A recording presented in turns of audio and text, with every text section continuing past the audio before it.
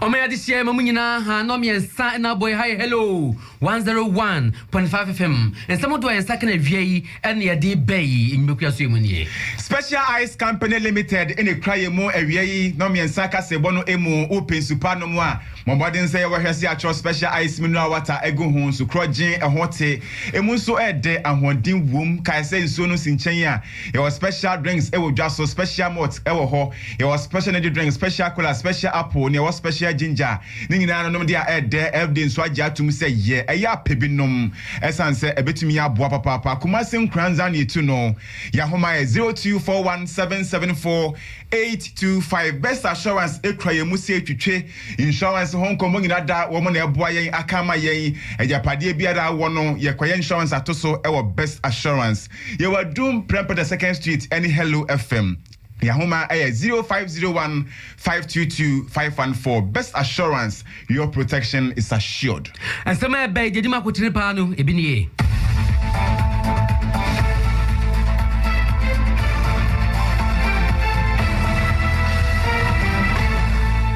And Kramanta woman pass your back one and the winger. I better just say a greenhouse village.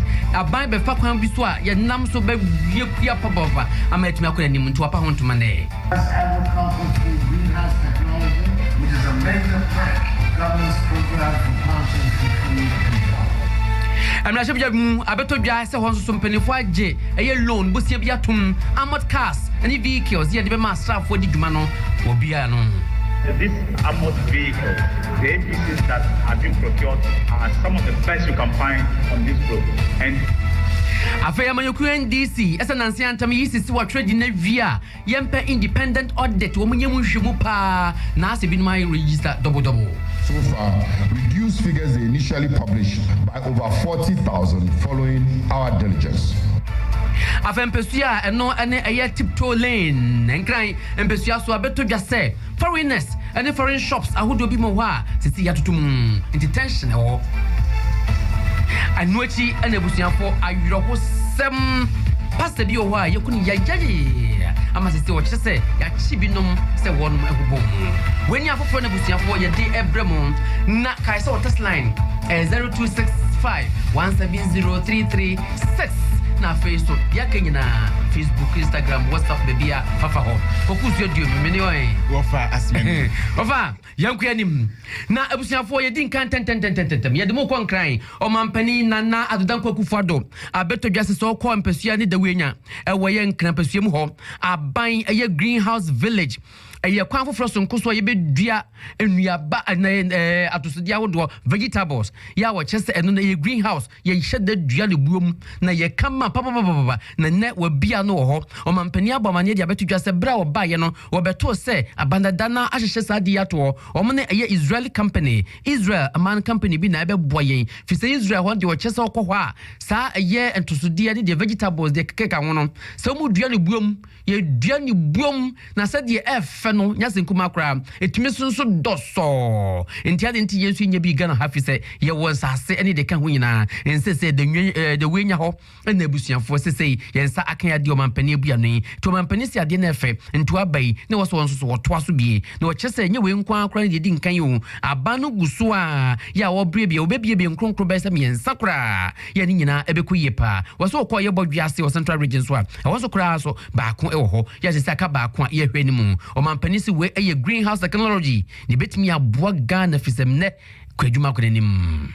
agriculture through greenhouse technology, which is a major part of government's program for planting for food and jobs. This means that at this facility, the reliance on favorable weather conditions in a particular season for vegetable farm will now be things of the past. Cultivating vegetables in the greenhouse has many advantages. It allows the farmer to plant under optimal conditions. It ensures good development of crops and it guarantees decent prices. Issues such as drought are mitigated by the use of greenhouses. I've been reliably informed that the 75 greenhouses here at Dalina can produce 4,500 tons of tomatoes annually, bringing a yearly revenue of some 11 million seeds and employing a total of 230 people.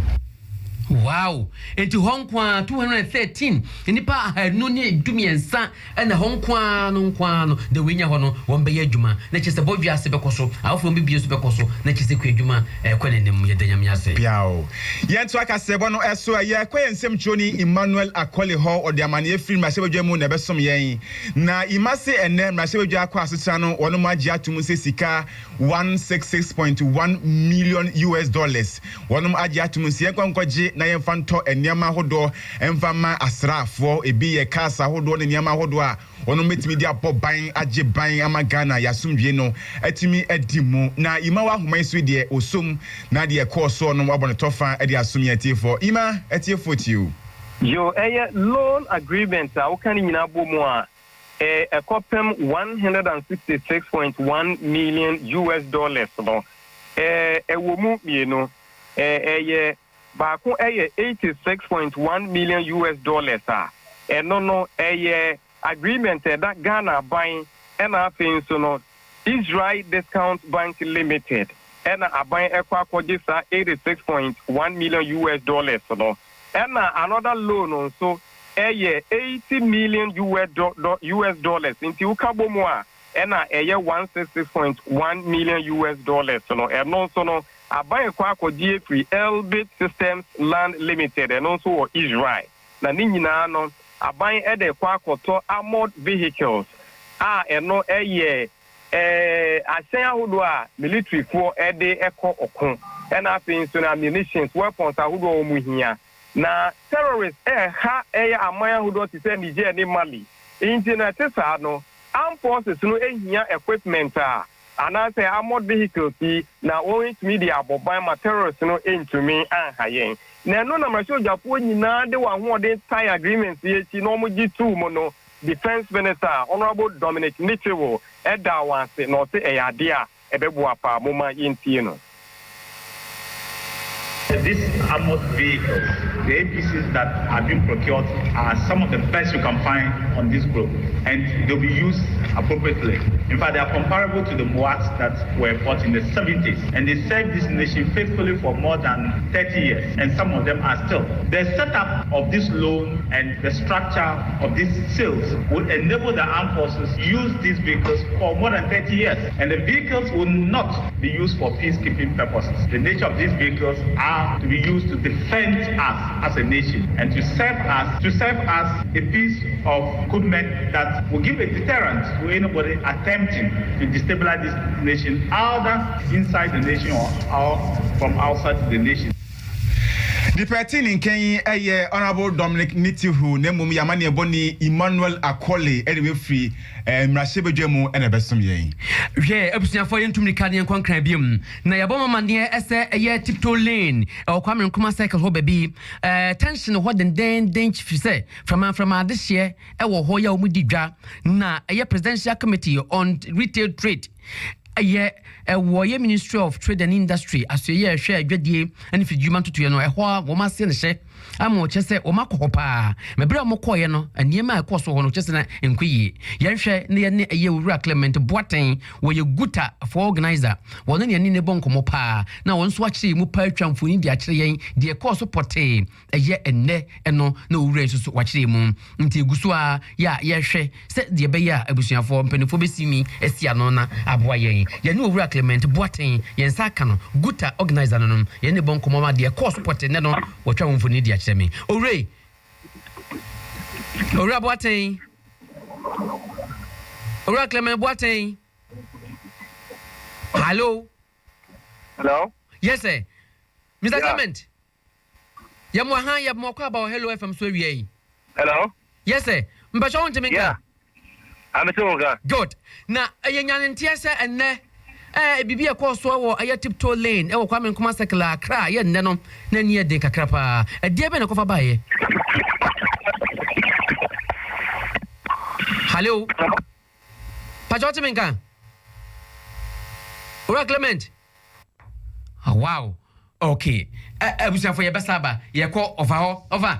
mo yɛbɛsa ne owura Clement atoaso. Hello 101.5 FM so in the Nomian Saka Sian Yade Sumono Nano Pai Kokroko Jumedi so Ebrakin Edward the slave Trena Jamuno and Komahodo P and a Koso. Now one director of election Dr. Sribo Kweku Ebon Komo Anopai and Dr. Adeto Nanimuni Gana Fungina and Msenyan Krumpon Yadumwa September Bosumide Dikanko Kan Nide Toso Edu and Wachusono and the friend exhibition exercise no Ebi Ebekoso HSA Adishi Nya Konya Chiro Mudi ko abato krata ni nyina no ebesan so abie krata ni mu ebium na wakwakwhwe se wodi ewumu ana na wodi na ewumu no anyambia enu ano no anasem fomso bi eba ho fomso ba ho a na wahwe amyesiesi de kama e de ama wase eba nsa abam yetimi anya krata se bi ehote kroje na etimi aboa na enu mu wasa so de tudwa se eba nsa ebi mpa na echi odin wie krampo no obi afrimu de kaka ho no nyina no ebetimi aboa am yeyi sankofo no din afrimu bibia opatu bibia na yewu no exhibition Pretino. Let us be you be more training or that can Yana be binti or binti and anything related. I don't know so our platform solution. The local process on it in Guinea. Let us be and deal right and so now I'm going to give them say when you're going to when you're doing what the Pretino director of election Dr. Sribo Kweku. Yeah, abusia for your twaso na yako yanim. We yensaka yura Clement Watin exactly. Owura wadaroma yen twaso ne monkomo. Owura ya wadaroma ebo mokwa ba Hello FM so ni. Ya omenia mejemoso na pom design. Enne nyame adom. Yese eye tiptoe lane e wo kwa menkwa sekla kra. Na eniema e koso ho no na enianya kakra. Wadaroma yokumasia hwa humfoni hye yi.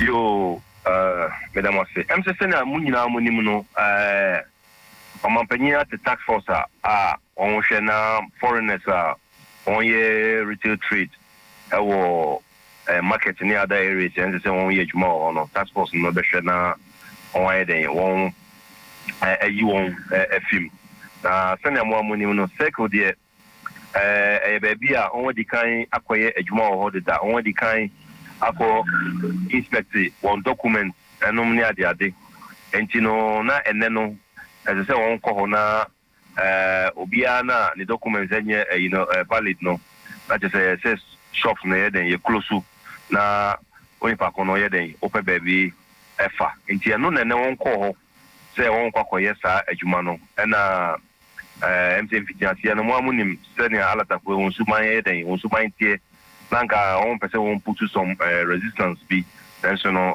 ntimi anya adwuma ama near and then on between a close to the on a close to and you know or trying on beside akotoaso.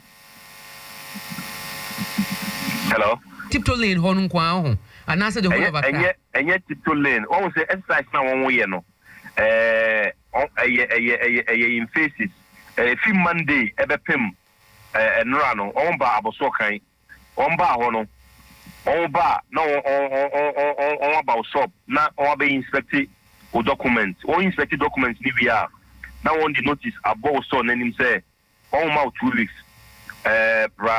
Ministry of Trade na documents wonim say wonye no koye na fa be kire won nti na say one ma opportunity say obe regularize o documents no nti sa 2 weeks na on the amount no the one to me anye documents na say uhia na odibedi dwane dia na no after 2 weeks no on ba na just store no yaba betum na baby a we adwuma no afio na sa exercise no akwakoye wo circle deda ne on be ye bi wa boso kan ene ne nansa fi man dia be menra no on wadi kan akoye sa exercise ni bi wo circle enti no ene na won ko ho no na just obia na uni documents a just obetimi aye adwuma ho na say ye den e say to store ni na we den open baby fa na ofio me pa cho wati ase Matias pa ura aha enti no sta adwuma no nene no won ko circle a on ye den on ekwakoye no enti won ko ye no wa want to provide documents bia no na just store na say ye den as I say won tum na no na won no ho a oto abontim pon mu no a tem bia no won pese won say won no won ho de ana say ebia won ni ate na so won ho de o ye de ben ya won timi me chen kromani and you know on close shops no ne say na no won timi close no close on pon o chance on beba beto aso na just we mu no ye won ma on mu ni valid papers that on between yes trade no yes sanity Okay. And say am the mama hwehwe no mo boato mo yem kra. Say there na ye asema ye kan nyina ne say authorities no famra nya den famra eye adwuma. Enti say no also won mu say ampa enti say on dem ra no eye adwuma. Enti no say won ye road map on the beko all the regions. Kumasi MC Kumasi say next month on baba Kumasi. Enti no ade on beko throughout the country. Enti no so on timi ye e ma ye dia ye ho be ye ho beto yin. Enti no say na me kan no say no on baba abeto so on we circular next week on beko Accra Zongo Lane na ho so no ho akwa den. On akwa to so on fiwa and so on beko I think for Rudy House bisa. Enti on your road map na won e dey here on the edge man. You say Bambo for boa mudwumadi o papa ho. Bambo for ka ho. Bambo for ka ho. Say sango for any valid documents there then sa stores no na di ma mo. Minia. Say wa woni nua Ghana for ya just sika ntino o de be ma ni nua Ghana ni na bia obitua be 20,000 no ana say bia 30,000 o de be ma ho no agi be 80,000 ana say 90,000 ana say 100,000 so but emra no kra no so no new law na aba no kra no no so no against that because ansana odo shop kra no be ma ho no say o say our requisite document just say o tran o mani ma ye adwuma ansana odi ayede odi amano but empempi no on hwe sade no ono de scanner na huhia no joye ya no na wa gi scanner no the store na ama ho no o mo sa mo ntimi nchi wo mo they say no and I make us run on review 2013 no provisions you are taking care of that nemo no ye yam phobia and court name says about time I say you be a set example now who say oh yes ade na etia mra enti ye koye nim no ebia ye do be best scapegoat na Ghana for nyina hu good because we sha ye mu bi ye hu abro oh yes and they no correct ye dasipa ora nyamisha pa ya best answer to asunya bonkomo actually we owura Clement Boateng Guta organizer no ene busuafo en na bonkomo ne hwese ne Nigerian atafo ne be bonkomo se ye enti ye kwaba se saka wo mu a ye beba kwaba lata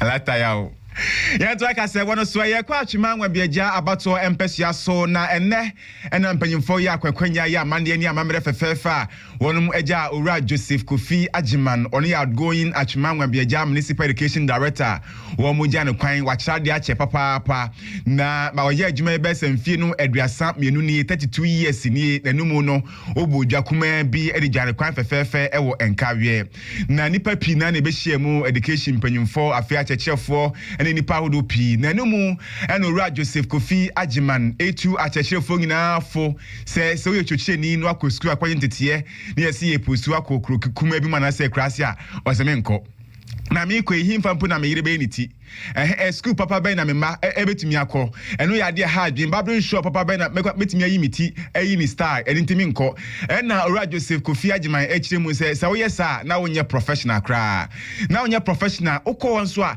ma wusua de foforo ma hu niam ma hu abrabona ni so pa na esanse kra mpo boawo ma otimi sie sika ma wo daachi eninti chechie ni ye ka se ye postu akokro kuma bi mu a o se me de me nko na eho sadodo kwan so futuro nko a na wo wa hwe aduani kra pa akwakode enya akono afi na akwakodo afuo ni sa de ma na ochi mu se da bi cheche ni bi a ebe postu akokrokum eguma na se krase no bo mo de so beja tum no akọ na won so kwa e ma wusua de foforo e ma wonya experience e betimi aboa wo se na be ya abrabo no mu da achi bi won so betimi aka wasem enu mu na nei wane nemu a ba be ye atmanwa biaja municipal education director nei wode ko na homegin mu yi na yenko ne yenkonkotie Joseph Kofi Ajiman se de osi eka ne nsempote no efaye na ye ko ne kwakotie se de osi eka ne nsem efaye oni nsem choni na kwasehire ebonkomo sei na ho abrabo ma me hu se sabi yenuanom omo ho no me ya de me hia mo pa ti ma me twi me ho eche ma mo fra no so ani ji me ho eboa ama adwuma no me anso so me kon edo a eye me de to asoso ne yanko pa de me ko ba se me ko ba bi e ku kase mu na ma nu ho se me ko sha se wo se ayi ko mo nti me tumi nuanom fo se me kwase me eye pi se se ko ba se ye do ko ba bi e ku mo ya mfa ne die anyintu Ora Joseph Kofi Ajiman, any attending canon or ya outgoing Achimang Municipal Education Director. Nanusi Yape, Jumedina Sie, Nipa, now one also a chairman, Ora Benjamin Ado, one a JW Amwa Farms, official on a penny, see our Dano, was also at Shadia Pay. Now one also a two at Cheche Fungina for says so to Chinia, Miss Row, one more than our Chadian, Sai Bibi, Fakahun. We had to tell you, but now you're not for the Akan. Now we are just say, I find I can tell you the Mount one, I bet so poor. The Bayan said, the Bia, we are the case, we are just a question of bank. Bank and some money for the Christmas for. I'm the Mawa what high interest. Then maybe I Mawa, and it's now with the year man at the bank for.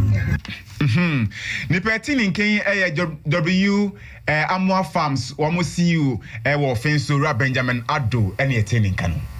Okay. Omaima ya kan say ya ne eje Nigeria lataman so jodi for omo memha no ebi bon komo bra ya ni ura Clement Boaten Guta organize bon komo na yutiri Nyankopon adaro ma yen saka ura ya Everustus one ye secretary Nigerian Traders Association en bon komo kakra we ya lata ya on and over couple of secretary. Okay, Everustus. Hello. Hello, good afternoon. Good afternoon. Okay, and welcome to Hello FM. Thank you so and much. Thanks for speaking to us. Thank you. Good. Do you speak Chi? No. Why? How long have you been in Ghana? I'm a lazy. If you want to describe it, I'm very lazy in language, in getting language. Oh, Waga, Igbe. You have to try to speak the Chi. Once you are in Ghana, I try to get small. Small. I think it's not one of the fundamental whatever, but I think it's a minus on my own part. But I'm trying. Okay, you try. Thanks so much. Now let's go ahead. We are told that there was some kind of tension and disturbance and tiptoe lane coming second in Accra. What exactly happened? It's not a disturbance. This morning, a team of government institutions went to that tiptoe lane, and then they closed almost. As at this time, I can't give exact amount, but close to 50 shops belonging to Nigerians, and according to them, they are not comply with the regularizing their business. But I think some of your journalists were there. They saw some of the people showing receipt of the payment they have made. Some of them that were asked to go and pay some taxes have done that. Some of them that were asked to do whatever immigration have. Some that have not done that are in the process with immigration. So we wonder, even this morning, we were preparing that maybe when they go there, they will just check those who are in the process and whatever. But we had the PRO of the Trade Ministry this morning saying that they are not going there to check any paper, that they are going to lock whatever because none of them has complied. And we are surprised. So we are going to check with our members to see those of them who have paid and whatever. Now we'll be able to dialogue with the ministry and know what is the level of compliance. Because I believe that if what the government of Ghana has promised the government of Ghana through the foreign minister, that they are not asking our people to go through the JIPC, but they're asking them to register to the Register General and then pay their taxes and whatever. If that is anything to go by, then we will see whether it is the JIPC that made them to default or any other thing. So at this point in time, we are not clear of, as the leadership, are not clear of what is the level of non-compliance from the Nigerian people's side. So we are going to find out. I see. But were you pre-informed anyway before the exercise? Of course, there was a news. Everybody got to a press release by the Trade Ministry of their scheduled movement that they are going to go. In fact, in that very particular, they say they are not locking any shop, that they are going to check. And when they check each shop, they will tell you the level of your compliance. They tell you where you are complying and where you have not meet up. And so that they say they are going to give 14 days for people to go and meet up with those things. And we are kind of surprised that they come this morning and then begin to lock shop. Of course, I don't know the reason for that, but what they did at Abasoka, we thought that is the same exercise that is going to continue at Circle. I don't know the reason why the Circle issue was different. Is it because the chairman of Circle is the vice chairman of the committee? Someone being a judge in his own case. But we will see. Okay. Mr. Evaristus, have there been certain engagements between you and people of Ghana and Nigeria traders here? If you talk of the traders, I will tell you, yes. We once wrote them and we met them at Ghana House at High Street. And you could be, if you are there as a civilized person, you will sympathize with us. Because they did not, there was nothing like a meeting. It was like we called you to insult you, to tell you so many. In fact, they say so many things. How they went to Nigeria, how journalists asked them stupid questions. There's nothing they didn't say. And we kept our cool. After that, I responded to them that day that, look, if this ECOWAS is going to work, it is the people like you and I that are being kept. The presidents and the big men, they don't have problem in integrating. Why are we taking this? Why not we come together? If there is any place we find that some of us are not doing well, can't we come together and iron it out so that we regulate this thing? And they said they don't want before they hear anything, we must first and foremost close all our shops, get out of the shops, and then before we now come back for them to negotiate with us. And I've never seen where they give people that kind of condition. Somebody who where you are eating from, they say close it, and before you close it, you don't know how many days. Look at the second one. When they forcefully closed it on December 1, it was open just for last month. Okay. 8 good months. Mr. Evaristus, 8 good months. Please, one last question. And we're told that per your regulations, there are certain things you should have done, and that when they look at your documents or something, there are certain things which were not in order. And I'm asking whether or not, as an association, you have time to find out from your members whether or not they are complying with that of the regulations. I think I have said that in my earlier submission that we are going to find out what is the level of you are now going to find out, okay? Yes, right. Because the minister of trade, they didn't inform us. Thanks so much. Thanks so much. You know, then we'll call you later. We'll call you later. So that we verify for more whether or not you have been able to do that.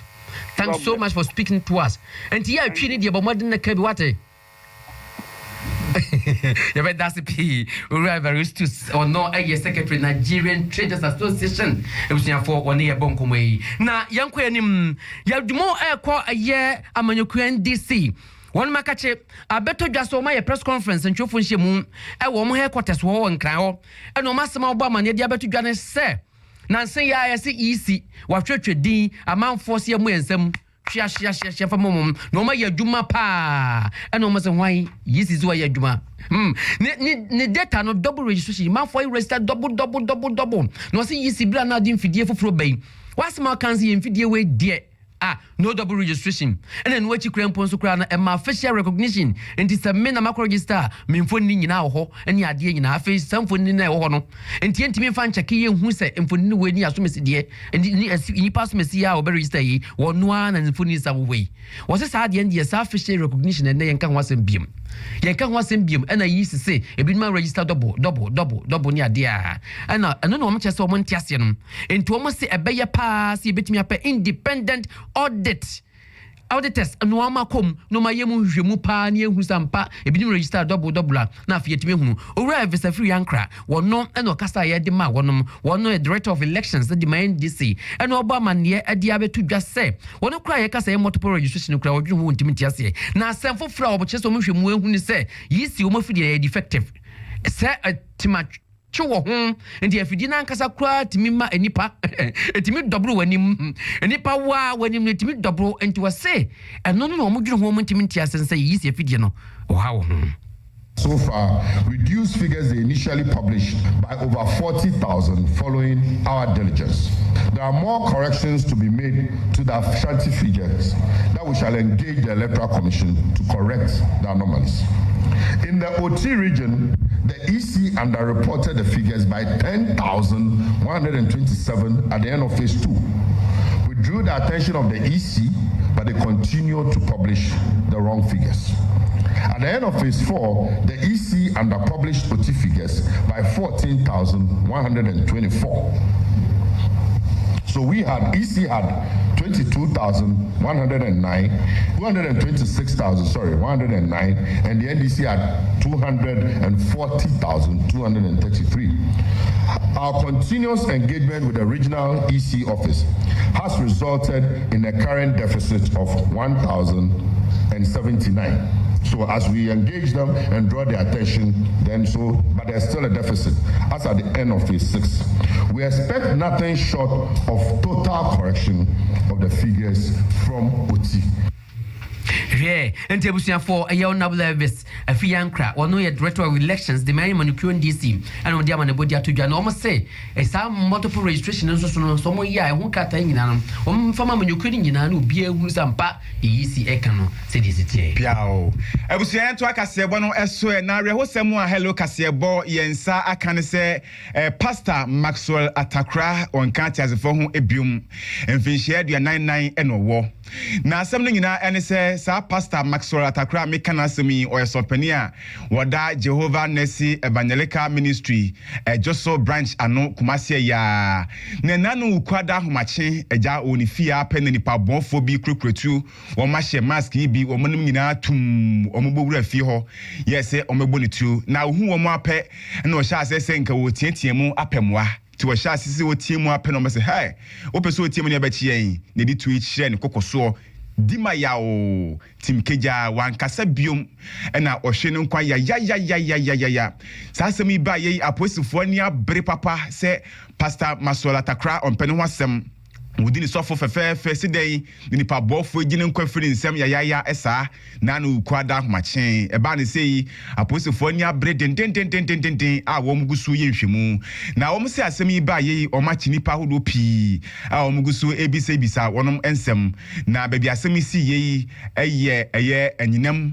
Kijase eno ben santastic masia ya hona papano wotie ni pabonfoi ebobre ni fio ekokobo ni to a me no kase one cat as fo hu ebiumi na me no kase okọ inshaye so a bambo ho agire papa ewo hono mo aposifa de chede sengina no wo mo petrol koba sa sanse wo mo adehia wo kire mu a hu abowo mo wo mu suopa sanse ni pabonfo bi na nsen wo mo bampote mo behunhuna wo mo no ama ehu achi wonom na Director of Public Affairs Ashanti Regional Police Headquarters ASP Godwin Ahianyo Edi sasemi etudwa echemu se wo besre pa ade hia mo sampotem ho be biasem ni si ye ni se wo bibi fa sasemi hu anase wanyantie se obi ene di sa boni anase obi ka bibi hu na wate a bo modern ten na be bom panyimfo amane se de be ya ye betimi achi sani pakon no amanhwemu akoso na aweho sam kropo esa ta chi ni se so panya me kana semi Pastor Maxwell Atakro won fi hia aduanan nan owayire ewo ma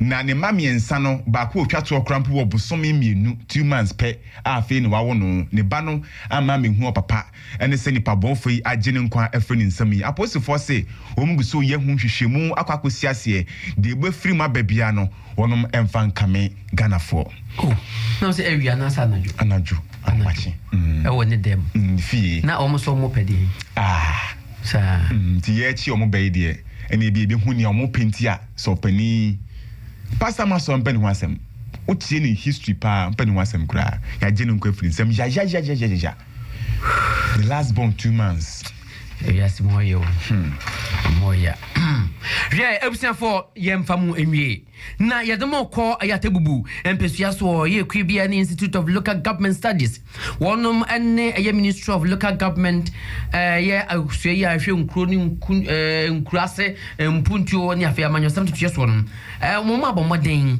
ama busia for ma ye nchekire bi ene training e dia ma assembly member for no say assembly member for no wo so mu hia nchekire paawo se de be o metimi adori yi akwada yi o mdwumadi mu na wo se na nanom kra wo do ka ho na ye won ma no fi atebu amanten ani Pru West afa ye Pru East ka ho na Sene West na Sene East wonu nyina eno chese wo mo chese wonu ase de kwan ya wo mefa so agigi sika dia bu assembly no ma kwadwuma so wetumi akode nim na ye maame Josephine no se wusu wono na wo ye program administrator dwumadie nyina wo hweso eno oba ma ne dia betudwa se won se common fund na assembly bia ya ne hoto so to be won se assembly sika ni mu a ye twen yo common fund ba ko DC ye yesika kakra di yo common fund mai DC o me penti a common fund mai DC ye school fee school no so apa common fund mai sa you better now sa ma common fund sa was sa ye sa ne yi enti wo mu din chechire e de ma assembly ma fo no a wo meboa pa na afi so etima gigi ska krakra ne dia boye ho na common fund so ba ne be piso a na chese nam do don sen kwan Famia ya shishe ne bota ye panes ye be she assembly no kena no omwetimi aye bibi aboa o assembly na no month na ho nkase aban di sika ebeba no mo twen common fund na da no mo twen common fund nemba ya omontimi nye bibi na Ghana Beyond Aid ye hwa eno me pi wo ho a assembly ni betimi aye e di aboa o ma Okay, and Tebusia for way ye mame owura yire Josephine or say wusu and Ebusia for a test what didn't me to any no na and watching so and ye century ni kwabna menum when they could jam with my yen any Pru and Penifono 8 bon komopa and Yabru is regional minister and Yafi MP for a tebubu amantin ye onabo kufia makohen ebonkomo. Omampanyine adedankwa akufuado sebe omampanyina na adwene mu edoye na nyame ahira no so de ama oman Ghana because Ghana Beyond Aid ni tie ane se wankasa suase ne abobo ho akonhoma na otimi bo ho akonhoma ono no betimi akire aduane a ubedi at what time enti ayani so ade hunu kese a efreda odi kaneke ma adwendwene ho nyame nchade asanya policy base ama local government and rural development partnering with Nala but me ape adimdie for titrua but they Akan bo program and but they rotite entity newly elected assemblymen. We ebusia for a year honorable Kofi Amakohene ya wono and the MP wono aso ne regional minister Borno East and ya neno bon komonom na a year o man for ne afei a year assemblyman for nkoje nchichire no womo aka bi kire ye what's up here ya be amamasi anyama pi ebi ne kwan amefa so amami electoral area omo go to fire farm planting for food and jobs electoral area sebe ya enuane nye se any time be kwa akoto bi outside na ya ye be area jumadia ya chire mo say ye oman nkan ko ne man sinimu nkan ko ene ye chire nti asade e be ye ne se ne yamanfo be kasa na eye tuo bi e wose nipa bi asebe wo ye bibi kakra no ye ne no be kasa na wotua yeah enti abusia for assembly member for no wo mbe no so no over o man for say yo abusia wo so adwenche bia wo de aba na de toa so kasegbe ene wa na ekenkan me ye sha say afri kwada so honorable Abedi aka police ni na drone de free kwada so aba wase fellow Ghanaians mi pamcho mo fa mo gidie enhye MPP aban mu na mo mroskoto NDC nto baabi esanse MPP for eya de pa no na wo mo de wo mo kanta nko a mi strong information anya papa na wo mo tugu Ghana for ani and nti ento abanfama MPP wase for more for nana to do more as a man as also the free as a man ventures or chronom market wa and was in another administration Ukraine is unprecedented na boduma papa pentejuma obantinum na deserves another term yento aban fama na fe na cruise blanks no pope we do a 2010 say shokron krum asem no was so her life ewo afrancho was GMA one cast why confuse you and intina chinchina twan opeso sabedi mampani no na was say obekos why former president is and forever and ever perpetual obekos why the former president ache papa esan say MPP aban be kami bia no aba encounter sa was jai say na wo say usika eno adaje no nanado wo rene 2020 election no hands down kra was say nanado mfie miensa ne fani no wa ya de krampo sene NDC for ba ye mfie wotwe was say for more for nana in fact Ghana aye de papa was say de say war de chezi chire krampo de sa artificial war papa kwanya senkuma akra de waye ni bi wasi na we wuto mamu se ya ebede na wo honto wo wasi abana ya de na nado ene na be de akire Dr. Mahamudu Bawumia wo yen kosoa no montan adwa no so mfama yen enti wasi afi we yen to aba no mfama wonum we Selassie edifri goso na abre yen wasi yen nyina yen tana nado achi na onsan so ento adwuma papa no so biom na onfansom Ghana for 4 more years no say sade kana na ho man Piero edifri Anroga Sobolo. In fact, say aye trade ministry and in Nigeria for almost some more Canadian and you once and for all. Fi say a chedo e kone ba we die e 20 minutes. Shipman atusu na debreye. We tie yourself no akwesi kwatin or see good work done. Hello FM. Okay. We su ko dwantwi Roman Hill anu dia bay anu was ya agria.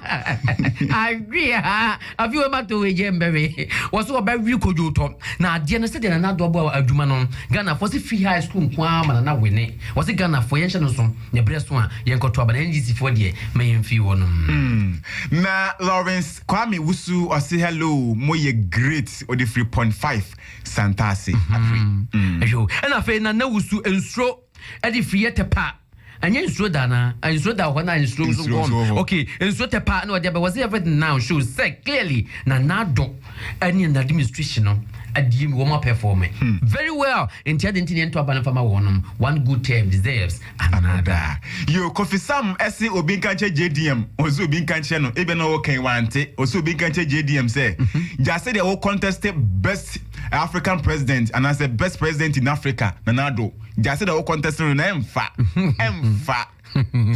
okay Billy Bones Afron Kwantasi asumdwenkamu asumdwenkamu hello for hello news Fanta Bruta ma ya de nyankopɔ twedi ampom wonkoso anu winhyira mo wontom konem na wasi aban obi ehun so competent wasi incompetent administration abese ne kone de Ghana for kasa aban we corruption usa na aban no kwa amusa kofa na babi mo se mo man ka wa if you say wonu akasa se we dwomfunu wasi sa na aban ka ye ntimi ya faje mabiem yo Crispo ele fufufu memili we twame de no eto na fufu di ono se JDM we never again no wo asa wo dada Ghana for dodo na also time etwam sa do etwam na abraso se sanso man na do mfie 9 bium na wasane to adwuma papa no eso and nti wase for more for nana to do more wo dia nasa media nasa sa e bi wa okay abodi ebrem so number 1 assemblyman was if JM no kromu nie ane owura mahama wo so mbe woni election party am so wo mbodi aso bitumi a check wo nema wo mbe check wo nema ye pa ni mebru nyina afforestation e koso ne koko ani me koso yin